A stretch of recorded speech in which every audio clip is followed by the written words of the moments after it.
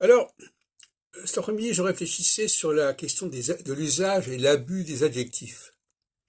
Parce que, finalement, quand on dit, par exemple, quelqu'un dit c'est pas intéressant, qu'est-ce qui lui permet de dire que c'est pas intéressant? À quel titre est-il bien placé pour dire que quelque chose a ou non de l'intérêt dans l'absolu? S'il disait je ne trouve pas ça intéressant, bon, ou ça ne m'intéresse pas, on dirait bon, très bien. Mais le fait d'utiliser un adjectif ou un participe présent, c'est une sorte d'affirmation définitive des choses. Donc quelqu'un qui vous dit ah, cette personne-là est très intelligente. Qu'est-ce qui lui permet de savoir qu'elle est très intelligente par rapport à son niveau à elle? Mais à ce moment-là, elle ne peut pas dire qu'elle est très intelligente. Elle peut dire elle me paraît intelligente par rapport à ce que je suis. Pour moi, elle est intelligente. À mon niveau, elle est intelligente. Mais dire elle est intelligente tout court ou très intelligente, je me souviens d'ailleurs que ça m'avait amusé.